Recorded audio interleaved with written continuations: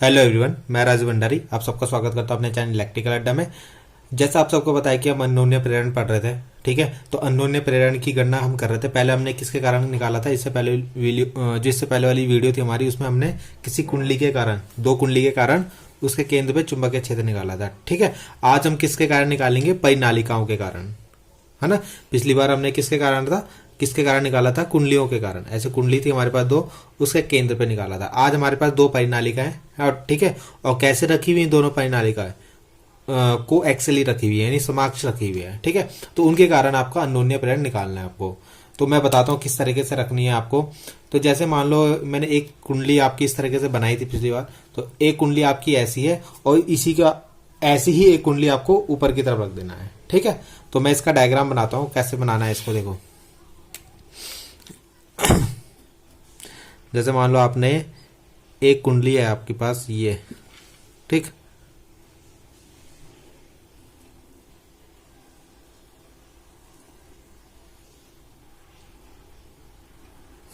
ठीक है, ये आपने एक कुंडली इस तरीके से रखी हुई है, ठीक। ये हमारी प्राथमिक कुंडली होगी, जिसमें मान लो I1 करंट चल रही है। यहाँ से क्या जा रही है, I1 करंट जा रही है, ठीक है। तो ये करंट ऐसे जाएगी, ऐसे होते जाएगी, ऐसे जाएगी, ऐसे होगी, ठीक है। ऐसे आएगी, ऐसे होगी और ऐसे होते हुए वापस आएगी, ठीक।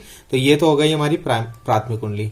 अब हमें ऐसी ही कुंडली इसके ऊपर ऐसे दोबारे रखनी है, ठीक है। ऐसे यानी समाक्ष बोल रहा है ना, कोएक्सियली। तो इस तरीके से रखनी है इसके ऊपर, ठीक। दूसरी कुंडली को इसके ऊपर इस तरीके से रखना है, ठीक। तो देखते हैं कैसे बनाएंगे इसको। अभी हमने दोनों कुंडली की जो लंबाई है ना वो समान ली है, ठीक है। तो मान लो इस तरीके से ऐसे, ठीक है। तो अगर हम इसको बनाए तो कैसे बनाएंगे, ऐसे बना लेता हूं मैं इसको, ठीक है। इस तरीके से बन रही है, थोड़ा अजीब सा दिखेगा मगर होती ऐसी है, ठीक है। इस तरीके से। तो ये जो ग्रीन वाली है ये आपकी क्या है, द्वितीय कुंडली है, ठीक। तो ये दोनों कुंडली देखो आपस में समाक्ष मतलब कोएक्सियल है, इनका मतलब सेंटर जो इनका एक्सिस है वो सेम है दोनों का, ठीक है। जो अक्ष है दोनों का सेम होगा।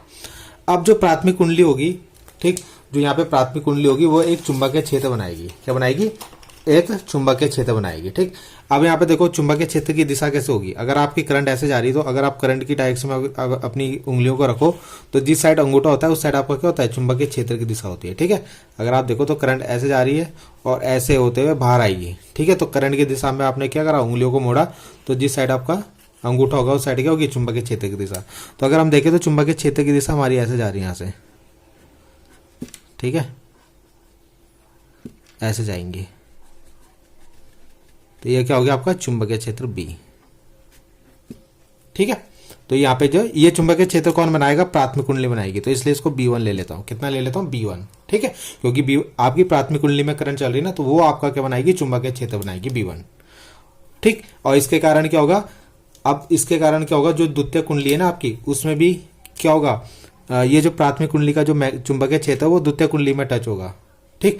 और द्वितीय कुंडली में जो टच होगा फ्लक्स, उसको बोलेंगे हम φ2। क्या बोलेंगे हम, φ2, ठीक। और जब अगर हमें इसका अन्योन्य प्रेरण निकालना है, तो अन्योन्य प्रेरण का फॉर्मूला हमें पता है क्या होता है, m से प्रदर्शित करते हैं इसको। तो φ2, जो ये φ2 हमारे यहाँ पे उत्पन्न हो रहा है, उसको हम कितने प्राइमरी करंट से डिवाइड कर देंगे, ठीक है, I1 से। तो हमारा क्या आ जाएगा, अन्योन्य प्रेरक तो हो जाएगा, ठीक। तो निकालते हैं इसको। तो पहले हम B1 देखते हैं। तो यहाँ पे मैंने लिखा हुआ है, अगर मान लो इसमें प्राथमिक कुंडली में आपकी फेरों की संख्या कितनी है, N1 है। और जो हमने द्वितीय कुंडली बनाई इसमें फेरों की संख्या हमने N2 ले ली, ठीक है। और इस पूरे की लंबाई हमने कितनी ले ली, L ले ली। पूरी जो परिनालिका है उसकी लंबाई हमने L ले ली है, ठीक है। तो यहाँ पे जैसी करंट आप I1 दोगे यहाँ पे, तो इसके केंद्र पे क्या होगा, एक चुंबकीय क्षेत्र उत्पन्न होगा।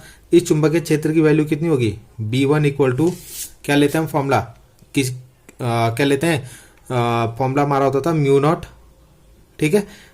N1, अगर आप जो आपकी प्राइमरी कुंडली है उसमें फेरों की संख्या N1 है, तो ये लेंगे। और primary current I1 upon L, अगर हमने इसकी लंबाई L ली है, तो ये इसका क्या होता है, चुंबकीय क्षेत्र का फॉर्मूला होता है जो कुंडली के केंद्र पे बनता है, ठीक है। यानी किसी कुंडली को अगर आप कुंडली बोल रहा हूँ, किसी परिनालिका को अगर आप करंट दे रहे हो I1, तो उसके केंद्र पे जो चुंबकीय क्षेत्र बनता है उसका फॉर्मूला ये होता है आपका। ठीक है, ये पहले हमने ये जो डेरिवेशन है ये हमने पहले प्रूव कर रखी है, तो आप वहां पे जाके देख सकते हो। ठीक है, अब इस प्राथमिक कुंडली के कारण ये फ्लक्स φ2 उत्पन्न होगा, तो इस φ2 का जो फॉर्मूला होगा, ठीक है, द्वितीयक कुंडली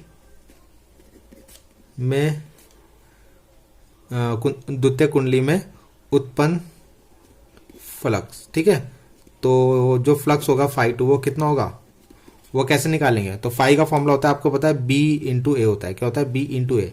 अगर इन कुंडलियों का क्षेत्रफल A है, ठीक है, तो कितना हो जाएगा B इंटू ए। ये जो कुंडली है ना, ठीक है, तो इनका क्षेत्रफल हमने A ले रखा है, तो B इंटू ए हो जाएगा। अब यहाँ पे आपको पता है चुंबकीय क्षेत्र कौन बन रहा है, B1, तो यहाँ पे B1 आएगा आपका। ठीक, और यहाँ पे अब आपका φ2 है, तो यहाँ पे नंबर ऑफ टर्न कितने आपके N2, तो यहाँ पे N2 की मल्टीप्लाई भी कर देते हैं। ठीक है, और आपको पता है BA, वैसे फाई का फॉर्मूला क्या होता है, फाई का फॉर्मूला होता है BA cos थीटा।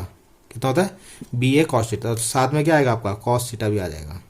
ठीक, अब cos थीटा की वैल्यू देखो, थीटा क्या होता था यहाँ पे B और A के बीच में एंगल। तो अगर आप देखो, अगर हम इस कुंडली को देखें यहाँ पे, तो इसमें जो B की डायरेक्शन होगी, यहाँ पे B की यानी चुंबकीय क्षेत्र की दिशा है वो सीधा ऐसे बाहर की तरफ जा रही है। ठीक है, और ये जो क्षेत्रफल, सदिश क्षेत्रफल है, वो भी क्या होता है, लंबवत बाहर की तरफ होता है ना।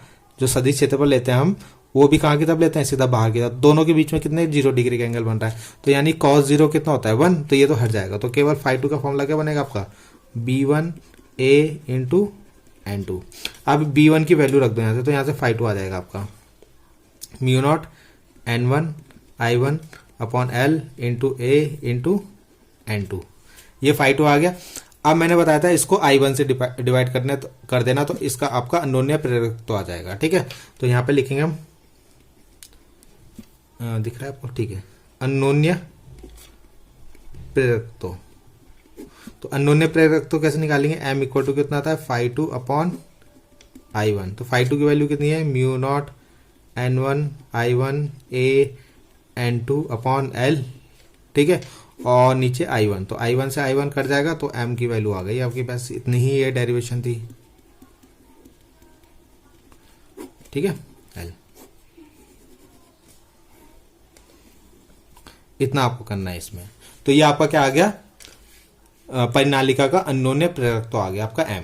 ठीक है, बाकी यहाँ पे अगर मान लो फेरों की संख्या समान है, तो यहाँ से N हट जाएगा आपको, मतलब अगर आप 1 1 है, अगर मान लो सेम है, तो N1 की वैल्यू भी 1, N2 की भी वैल्यू 1, तो μ0 A अपॉन L बन जाएगा फॉर्मूला। ठीक है, तो जो भी वैल्यू होगी N1 N2 की, वो आपको यहाँ पर रखनी है। ठीक, तो ये आपका अन्योन्य प्रेरकत्व का फॉर्मूला आ गया।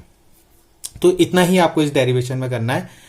तो प्लीज अगर आपको कहीं पे भी कोई भी दिक्कत हो तो प्लीज कमेंट कीजिएगा। Thank you.